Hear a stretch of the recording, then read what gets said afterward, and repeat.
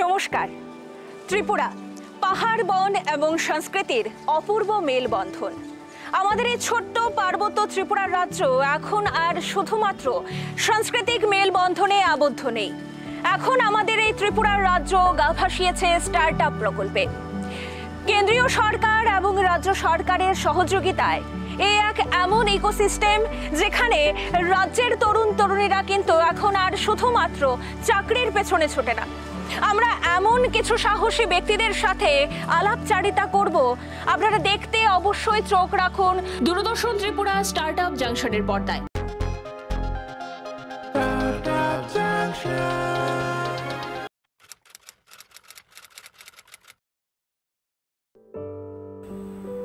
ত্রিপুরা প্রকৃতির কোলে লুকিয়ে থাকা এক সম্ভাবনার রাজ্য। এখানকার মাটি, এখানকার মানুষ এবং তাদের অসীম প্রতিভা সবই যেন অপেক্ষা করছে একটুখানি সুযোগের। ভাস্কর চক্রবর্তী একজন সিভিল ইঞ্জিনিয়ার। চাকরির নিরাপদ পথ নয়, বেছে নিয়েছেন স্বপ্নের কঠিন রাস্তা। তিনি শুরু করেন ইউনিক ডাইমেনশন কনসালটেন্সি, একটি স্টার্টআপ যেখানে 3D ডিজাইনের মাধ্যমে তৈরি করা হয় বহুতল ভবনের ইন্টেরিয়ার ও এক্সটেরিয়ার ডিজাইন। আর সেই কাজে যুক্ত হন আমাদের ত্রিপুরার স্থানীয় বাসিন্দারা। আগে যেখানে বিদেশি শিল্পীরা এগিয়ে থাকতেন, সেখানে ভাস্কর চক্রবর্তী স্থান দিয়েছেন এখানকার গুণী মানুষদের। IOCL এর ইন্টেরিয়ার রামনগর, কাঞ্চনপুর, রাজ্যের বিভিন্ন প্রান্তে তাঁর উদ্যোগে ছড়িয়ে পড়েছে নিঃশব্দে দৃঢ়তায়। ভাস্করের সমুজ্জ্বল আলোকে আরেকটি স্বপ্ন, ফ্রেসপ্রেসো ক্যাফে, যেখানে কফির সুবাসের সঙ্গে মিশে আছে নতুন ভাবনার সুর। রাজ্যের তরুণ প্রজন্মের কাছে এই ক্যাফে এখন এক নতুন অথবা পুরনো চেনা জায়গা। এই সবই সম্ভব হয়েছে PMEGP লোন স্কিমের কারণে। কেন্দ্রীয় সরকারের এক অনন্য বহুচিন্তামূলক উদ্যোগ। এই স্কিম শুধু লোন নয়, একটি স্বপ্ন পূরণের হাতছানি।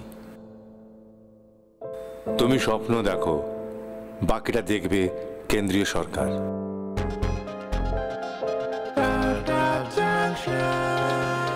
আমরা বেসিক্যালি কনসালটেন্সি ওয়ার্ক করি রিলেটেড উইথ বিল্ডিংয়ের, মানে স্বপ্নের ঘর, স্বপ্নের বাড়ি সবারই প্রয়োজন। তো এই নিয়ে আমরা কাজ করি। Interior works, architectural, building planning বা এক্সিকিউশনও করা হয় কাজগুলিকে।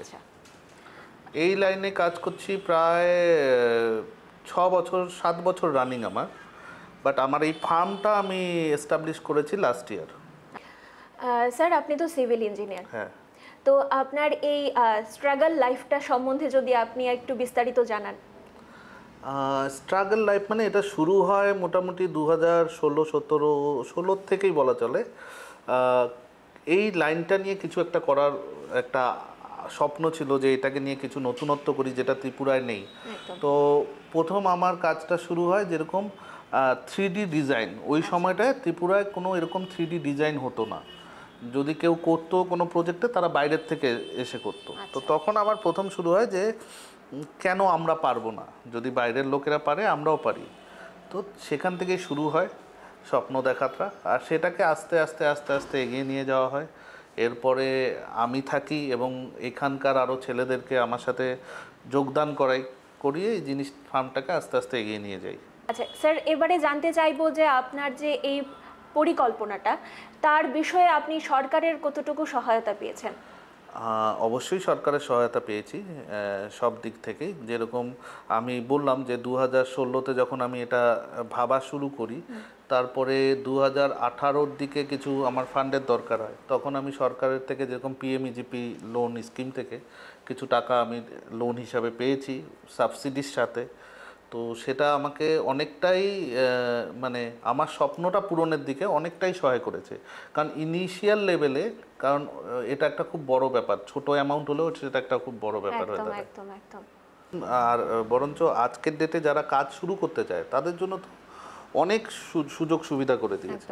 যেরকম আমি ধরুন একটা নতুন কোম্পানি বা নতুন একটা ফার্ম করলাম, আমি একটা টেন্ডার পার্টিসিপেট করব। তো এবার কি হচ্ছে না, টেন্ডারে একটা মিনিমাম এক্সপিরিয়েন্স চাওয়া হয়। তো মিনিমাম এক্সপিরিয়েন্সটা তো নতুন একজনের থাকবে না। তো তখন যদি ও এমএসএমইর আন্ডারে নিজেকে নথিভুক্ত করায়, তাহলে সেই এক্সপিরিয়েন্সটার থেকে মাপ পাওয়া যায়। এমএসএমইর ক্ষেত্রে অনেক সময় কি হয়, কাজ করতে গেলে আমাদেরকে একটা সিকিউরিটি মানি জমা করতে হয়, সেটাতেও ছাড় পাওয়া যায়। তাহলে নতুন প্রজন্মের কাজ করতে সরকার এতটা ব্যবসার দিকে, যে যাতে সবাই এগিয়ে আসে, নিজের কিছু করে, তার জন্য অনেক কিছু করে যাচ্ছে। তারপরে ধরুন স্টার্ট আপ, যদি নতুন কোনো আইডিয়াস থাকে, নতুন কোনো ইনোভেটিভ কি থাকে, সেখানে মানে কেন্দ্রীয় সরকার থেকে শুরু করে আমাদের রাজ্যের সরকারও এখন ত্রিপুরা স্টার্ট আপ পলিসির আন্ডারে অনেক সুযোগ সুবিধা দিচ্ছে। হ্যাঁ, তার মধ্যে কিছু গ্র্যান্টস দিচ্ছে, যদি ইনোভেটিভ আইডিয়াস হয় সরকারকে সেই প্রকল্প সম্পর্কে যদি বলে গিয়ে, তার জন্য গ্র্যান্টস দিচ্ছে। স্টার্ট আপ মহাকুম্ভ বলে দিল্লিতে একটা অনুষ্ঠান হচ্ছে, যদি ত্রিপুরা স্টেট থেকে, বা ত্রিপুরা তো একটা ছোট্ট রাজ্য, এখান থেকে কেউ গ্র্যান্টস পেয়ে গেছে, সে সেই মহাকুম্ভে যেতে পারে। আগামী সরকারের থেকে আরও ফান্ড অ্যাজ এ ইনভেস্টার হিসাবে, ইনভেস্টার মানে কি, এটা ইনভেস্টার সরকার কিছু নিচ্ছে না, খালি সহায় করছে। ওমেন এন্টারপ্রেনারের ক্ষেত্রে অনেক লোনের স্কিম দিচ্ছে স্টার্ট আপ যদি হয়।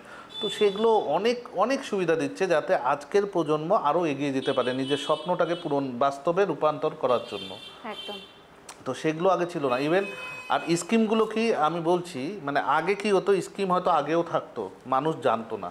একজন মানে ছোট জায়গার মানে একজন মানুষ হয়ে কিভাবে কি স্কিম আছে এত অ্যানালাইসিস করা সম্ভব না। তো আজকাল কি করছে, পুরো ব্যানার লাগাচ্ছে যে আমাকে নিয়ে ত্রিপুরা স্টার্ট আপে অফিস থেকে, সিএম এর অফিস থেকে ফোন করে বলছে আপনি এসে রেজিস্টার করান।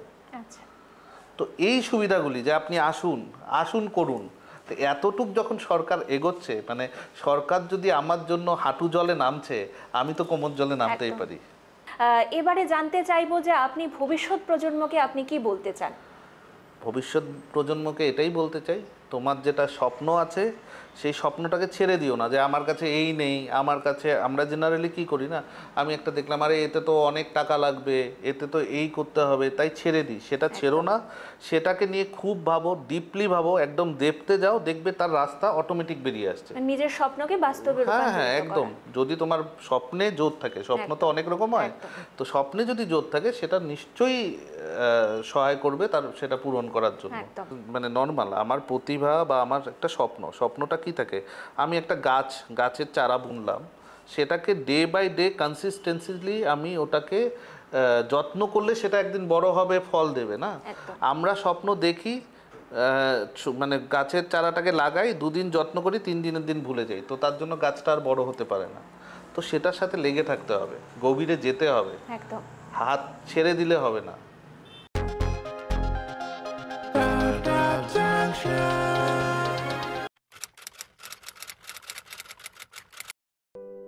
এন্টারপ্রেনার শব্দটা শুধুই ব্যবসা নয়, এটা এক সাহসিক যাত্রা, যেখানে একজন সব সময় খুঁজে বেড়ায় নতুন সম্ভাবনা, নতুন উপায়, নতুন পথ। এই কথাটাই নিজের বিশ্বাসে গেঁথে নিয়েছেন অরূপ দেববর্মা। তিনি মনে করেন, an entrepreneur is always seeking opportunity. The world is shifting to digital and we must shift with it. NIT থেকে পাশ করে অনেকেই ঘুরে দাঁড়ায় নিরাপদ জীবনের খোঁজে, কিন্তু অরূপের রক্তে ছিল স্বপ্ন, এবং সেই স্বপ্নের প্রথম অনুপ্রেরণা ছিল মা বাবার উৎসাহ আর দাদার সাহচর্য। 2 ভাই মিলে শুরু করেন এক ভিন্ন যাত্রা, ইঁদুর দৌড়ের বাইরে। তাদের বিশ্বাস ছিল আর্টিফিশিয়াল ইন্টেলিজেন্স শুধু প্রযুক্তি নয়, এটি আগামী দিনের সভ্যতার চালিকা শক্তি, এমন একটি বুদ্ধিমত্তা যা কাজ করবে সহজ, উন্নত আর দ্রুত। এই স্বপ্নের হাত ধরে জন্ম নেয় এক স্টার্ট আপ, ছোট একটি দল, কিন্তু বড় একটি লক্ষ্য। ত্রিপুরার 3 জন এবং উত্তর পূর্ব ভারতের আর 2 জন প্রতিভাবান তরুণদের নিয়ে গঠিত এই এআই স্পেশালিস্ট টিম এখন কাজ করছে মিনিস্ট্রি অফ ডিফেন্সের সঙ্গে। এআই প্রযুক্তি এখন কোয়ালিটি কন্ট্রোলের জগতে নির্ভুল, সাশ্রয়ী, দ্রুত এবং নির্ভরযোগ্য সমাধান। আর অরূপ সেই প্রযুক্তিকে মানুষের হাতে পৌঁছে দিতে চান। সম্প্রতি নর্থ ইস্ট রাইজিং সামিটে অংশগ্রহণের সুযোগ পেয়েছেন অরূপ।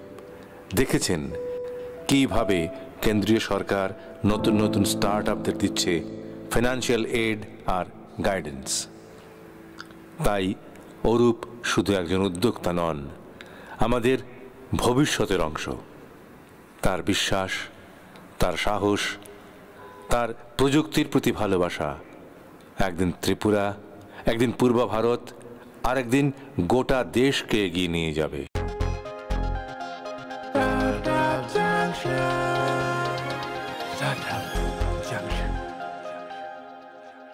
আমাদের এই যে কোম্পানি 2022 অগস্ট 11-তে স্টার্ট করলাম। আমরা এই কোম্পানি অ্যাকচুয়ালি আমরা ভাবি নাই এই কোম্পানিটা এত বড় হয়ে যাবে। আমরা খুবই প্রথম থেকেই আমাদের চেষ্টা ছিল, we were trying our best to make this company big as much as possible, although we have not achieved as much as we've imagined, but yes, we are getting headwind. We have started in various sectors such as software, artificial intelligence, and we are also আমরা দেখছি আগারওয়াটটা এই মুহূর্তে গভর্নমেন্টের থেকে খুবই উৎসাহ দেওয়া হচ্ছে। আর আমরা রিনিউয়েবল এনার্জি সেক্টরেও আমরা খুবই মানে we are excited to work in renewable sector also. We are working in PM Kusum and PM Surya Ghar. We are a state vendor of PM Surya Ghar in Tripura. আচ্ছা, আমি প্রথমে আপনার থেকে যেটা জেনে নেব যে আপনি এই পথটাই কেন বেছে নিলেন? অ্যাকচুয়ালি ছোটোবেলা থেকেই আমি খুবই কনফিউজড ছিলাম। You may ask why, but the thing is I did not want to take anything from people and যাই কোনো অ্যাডভাইস একটা দিত আমার মানে গেলে নেওয়ার মানে সহজে আমার খুবই কষ্ট ছিল। I always wanted to pave my own path. So I've not been very bright of a student. I've never wanted, I've never seen studies in that manner. I've always been an outdoorsy kind of a guy. So I've actually till my college, I did not know what to do. Actually, I did not know what to do. Like many of us in India, they say, after engineering, they think what to do. আমিও সেই রকমের একজন প্রজন্ম বলতে গেলে। ইঞ্জিনিয়ারিংয়ের পরে I got serious with my life. Before that, I wasn't very serious. And I've tried to go search for jobs, but ত্রিপুরাতে সেই রকমের অপরচুনিটি ছিল না। আর আপনি বুঝতে পারেন, according to Indian sources and newspapers, there's around 67% of Indian population, that is 1.45 billion people. ওইখান থেকে 67% পপুলেশনটা 15 থেকে 65 ইয়ার্স অবধি। আপনি বুঝতেই পারেন কতটা মানুষ ওয়ার্কিং স্টেটে আছে। আর আমাদের ত্রিপুরা রাজ্যেও সেরকমই মানে ইয়াং মানুষরা আছে যারা কাজ করার জন্য অনেক উৎসাহিত, কিন্তু ওরা অপরচুনিটি পায় না। I wanted to be a job creator rather than a job seeker. I later found out, I eventually found out after struggling myself.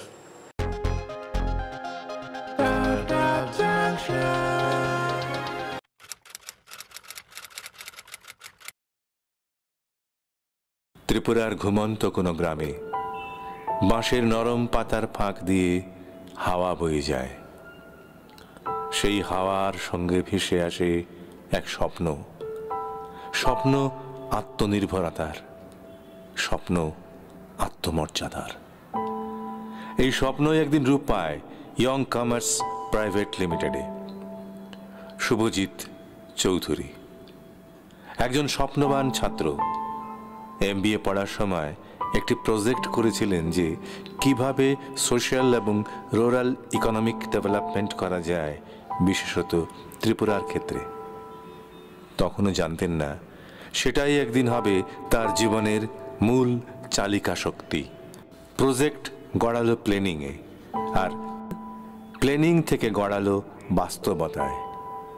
কারণ তিনি বিশ্বাস করতেন উন্নয়ন তখনই বাস্তব যখন তা মাটি ছুঁয়ে যায়, মাটি, মানুষ আর সংস্কৃতিকে। কেন্দ্রীয় সরকারের সহায়তায় শুরু হলো বাঁশের হস্তশিল্প প্রজেক্ট।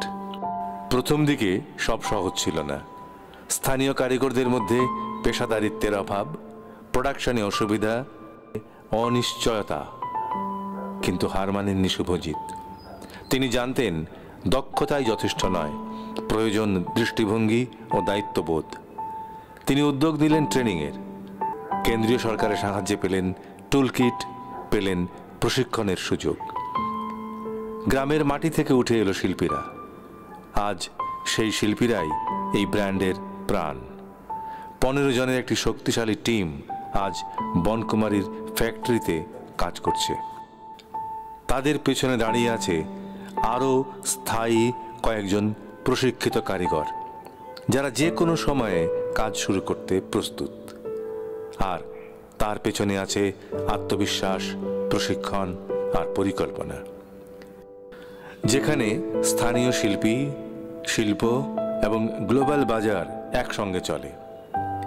আজ ইয়ং কমার্স প্রাইভেট লিমিটেড বছরে 3 থেকে 4টি বড় এক্সিবিশনে অংশ নেয়, এমনকি দিল্লিতেও।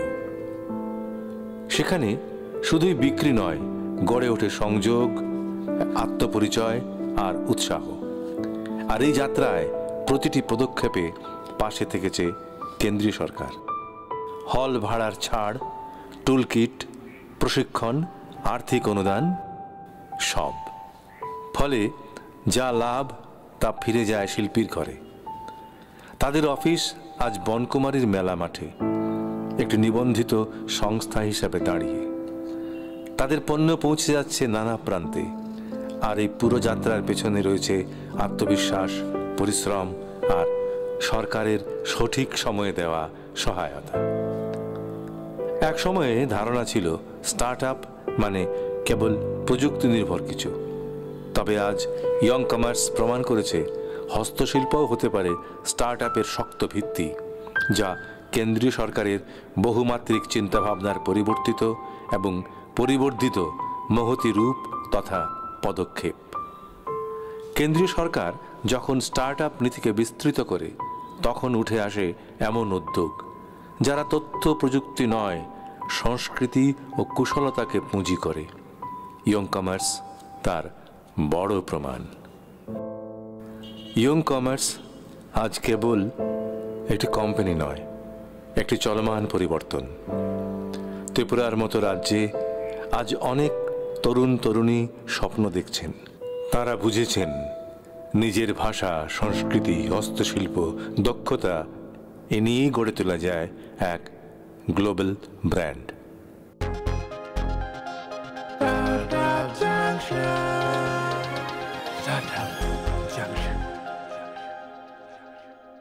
আমার নাম শুভজিৎ চৌধুরী। আমি ইয়ং কমার্স প্রাইভেট লিমিটেডের কর্ণধার। তো আমরা যখন শুরু করেছিলাম 2018-এ আমাদের এই কোম্পানির রেজিস্ট্রেশন। তো তখন আমাদের একটা পরিকল্পনা ছিল যে আমরা কিভাবে বা আমাদের যে ত্রিপুরার বাঁশ-বেতের কারিগর শিল্প, এটাকে কিভাবে আমরা পুরা পৃথিবীতে ছড়িয়ে দিতে পারি। আর তো তখনই কোইন্সিডেন্টালি আমাদের মাননীয় প্রধানমন্ত্রী স্টার্ট আপ ইন্ডিয়া লঞ্চ করেছিলেন। তো তখন আমাদের আরও একটা খুব ভালো একটা কি বলবো বুস্ট হয়েছিল যে আমরা এটাকে আমরা কোম্পানি করে আরও খুব ভালো করে এটাকে আমরা এগিয়ে যাব। তো ন্যাচারালি আমরা যখন শুরু করি তখন আমাদের এতটা ক্যাপিটাল ছিল না। তো স্টার্ট আপের আন্ডারে আমাদের বিভিন্ন সাবসিডি পাওয়াতে এটা আমাদের খুব সুন্দর করে এটা আমরা রান করতে পেরেছি। তো এখন আমাদের বিভিন্নখানে অল ওভার ইন্ডিয়াতে আমাদের প্রোডাক্ট যাচ্ছে, অল ওভার ত্রিপুরাতে আমরা সেল করছি। আর ফিউচারে আমাদের ইন্টারন্যাশনাল সেল করারও আমাদের প্ল্যান আছে। আচ্ছা, আচ্ছা, এবারে জানতে চাইবো যে এই মুহূর্তে আপনাদের এই ইয়রমং কমার্স প্রাইভেট লিমিটেডের এই অফিসে কতজন কর্মী কাজ করছেন? এখন এই রেগুলার বেসিসে 15 জন কাজ করছেন। আচ্ছা। তাছাড়া আমাদের যখন আরও অর্ডার বেশি পড়ে তখন আমরা আরও হায়ার করি। তাছাড়া একটা লক্ষণীয় জিনিস যে এখানে মোটামুটি 90% লেডিস লোকরা কাজ করেন, মহিলারা। তো আশেপাশের মহিলারা ওদের থেকে ইন্সপায়ার হয়ে ওরাও বলছে যে আমাদের যদি একটু কাজ দিতে পারেন আপনারা, তো আমাদেরও কিছু পারিবারিক কিছু একটা হেল্প করতে পারি। তো এটা আমাদের একটা খুব ভালো লক্ষণ যে আমরা সব মহিলাকে থেকে রেসপন্স পাচ্ছি। আমরা যখনই আমরা সুযোগ পাই বিভিন্ন সরকারি প্রোগ্রাম, তারপরে বিভিন্ন অর্ডার যখন আমাদের বেশি হয় তাদেরকে এনগেজ করি। আচ্ছা আচ্ছা, এবারে আপনার থেকে মূল যে ব্যাপারটা জানতে চাইবো যে স্টার্টআপটা কি এবং তার মূল উদ্দেশ্য কি, এবং তা কিন্তু আমাদের দর্শক বন্ধুরাও জানতে চাইছে, তো সেটা নিয়ে আপনি কি বলবেন? স্টার্টআপ প্রকল্প অ্যারাউন্ড 2016 নাগাদ শুরু হয়েছিল।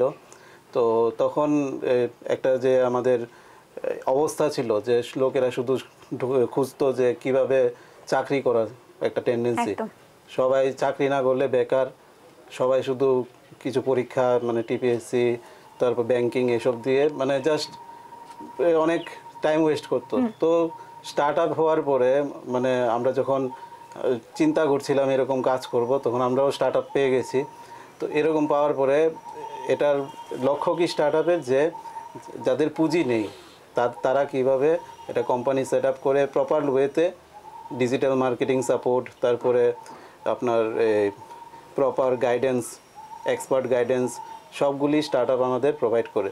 আচ্ছা, যাতে করে আমরা খুব কম সময়ে আমাদের একটা ভায়াবিলিটি মানে কি বলবো এটাকে, আমরা যা খরচ হচ্ছে এটা আমরা করতে পারি, মানে রিকভার করতে পারি। আচ্ছা, তো এটা একটা খুব ভালো দিক। আর তাছাড়া স্টার্ট আপের মেন উদ্দেশ্য হচ্ছে যে যাতে করে লোকেরা সব বাড়ির লোকেরা কিছু না কিছু জায়গায় এঙ্গেজ থাকে, কিছু ইনকাম করে। এবারে আপনার থেকে জানতে চাইবো যে আপনি ভবিষ্যৎ প্রজন্মকে কি বার্তা দিতে চাইছেন? ভবিষ্যৎ প্রজন্ম যারা আছে তাদের অনেক অপরচুনিটি আছে। আমরা যখন পড়াশোনা করছিলাম ইউটিউব বা এত এআই এর চল ছিল না, যাতে করে আমরা একটু পিছিয়ে রয়েছি। তো তাদের আরও অনেক অপরচুনিটি। আর তাছাড়া বিভিন্ন স্কিম যখন আমরা শুরু করেছিলাম, স্টার্ট আপ ত্রিপুরা পেয়েছিলাম, স্টার্ট আপ ইন্ডিয়া পেয়েছিলাম। তাছাড়া এখন নর্থ ইস্ট উন্নতি আসছে, তারপরে নর্থ ইস্টের উপরে আরও অনেক এনইসি প্রজেক্ট অনেকগুলি আছে। তো এগুলি তারা এক্সপ্লোর করতে পারে। তো এর থেকে তাদের যে আইডিয়া, তাদের আইডিয়াকে বাস্তবিত করার জন্য, তারপরে কমার্শিয়ালি ভায়াবল করার জন্য অনেক টুলস রয়েছে এখন বাজারে। শুধু তাদের এখন ডিস্ট্রাকশন কি বিভিন্ন এঙ্গেজমেন্ট লাইক সোশ্যাল মিডিয়াতে মানে খুব বেশি সময় নষ্ট করা, তাছাড়া আজে বাজে মানে জাস্ট এভাবেই কোনো কিছু ভিডিও টিডিও দেখে নষ্ট করা, এগুলি না করে যাতে নিজেরা একটু পড়াশোনা করে, কারণ নলেজ সবসময় লাগবে। একদম, মানে স্টার্ট আপ করুক বা চাকরি করুক, নলেজ দরকার।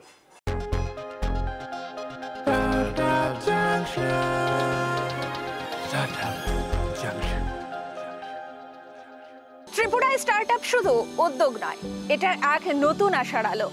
স্বপ্ন দেখছে তারা, তাদেরই সাহসে বদলে দিচ্ছে রাজ্যের ভবিষ্যৎ।